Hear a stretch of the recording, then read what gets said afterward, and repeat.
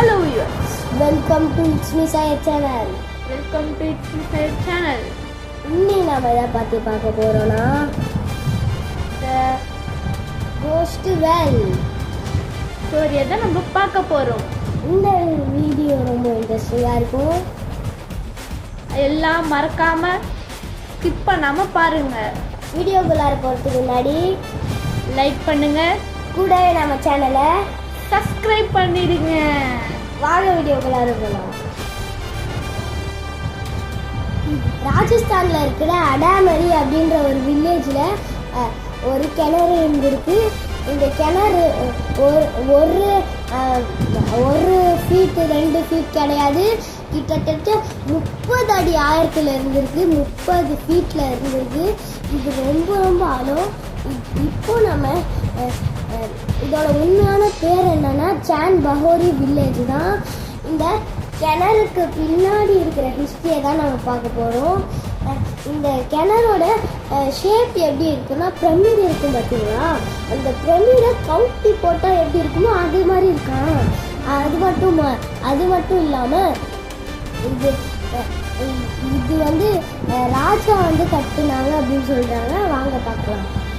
அந்த காலத்தில் மக்கள்லாம் இது சொல்கிறாங்க. அந்த காலத்தில் ராஜா வந்துட்டு பார்த்தீங்கன்னா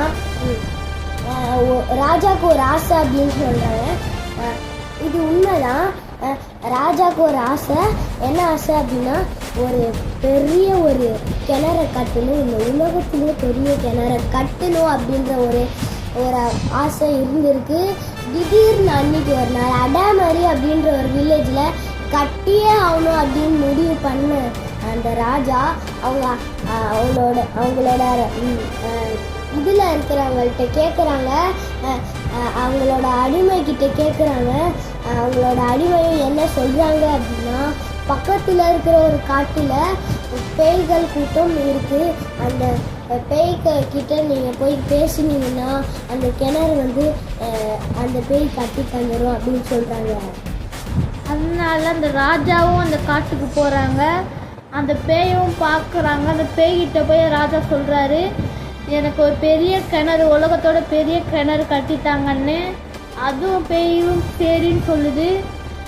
அந்த பேய் வந்து எனக்கு ஒரு கண்டிஷன் சொல்லுது. அது என்ன கண்டிஷன்னா, நான் கட்டுறது வந்து இந்த ஊரில் இருக்க எந்த மனுஷனும் பார்க்கக்கூடாதுன்னு சொல்லிட்டு ஒரு கண்டிஷனை போடுது.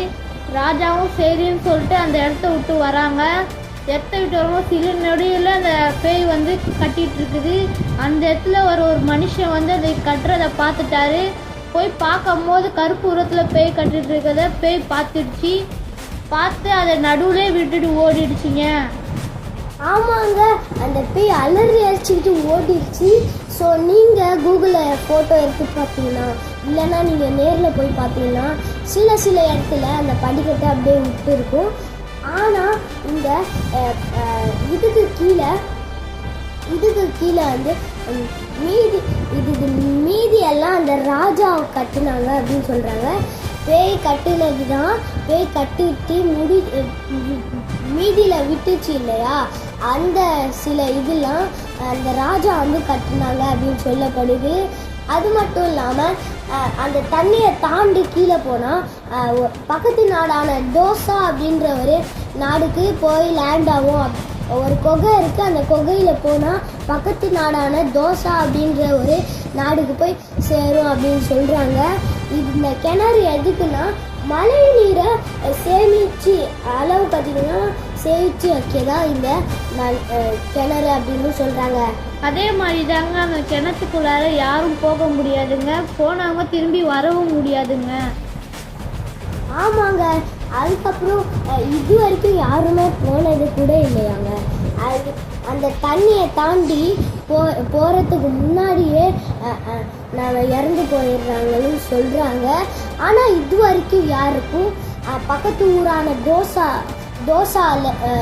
ஊரில் எந்த பகுதியில் போய் அந்த குகை முடியுது அப்படின்னு இது வரைக்கும் யாருக்கும் தெரியாதான்.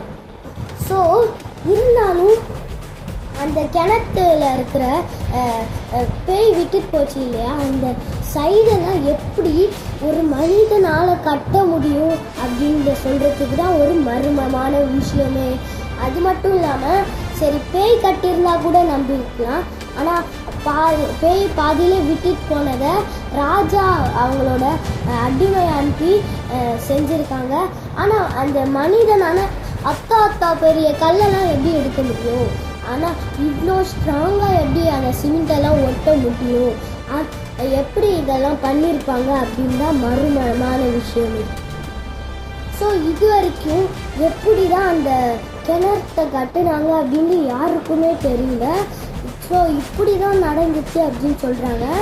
ஸோ விட்டது பாதி எல்லாமே அந்த ராஜா தான் கட்டினாங்கன்னு சொல்கிறது தான் இப்போ ஒரு பெரிய மர்மமாகவே இருக்குது. இப்போ அந்த ராஜாவும் உயிரோட இல்லை. ஆமாங்க, அந்த ராஜா இப்போ உயிரோட இல்லை. ஸோ மக்களுக்கு என்னன்னே தெரியல.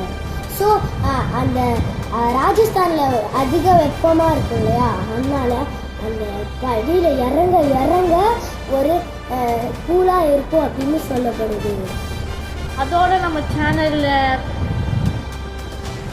ஓகே கைஸ், இந்த வீடியோ முடிஞ்சிச்சு. அடுத்த வீடியோவில் வெல்கம் பேக் டு பார்க்கலாம். Bye guys.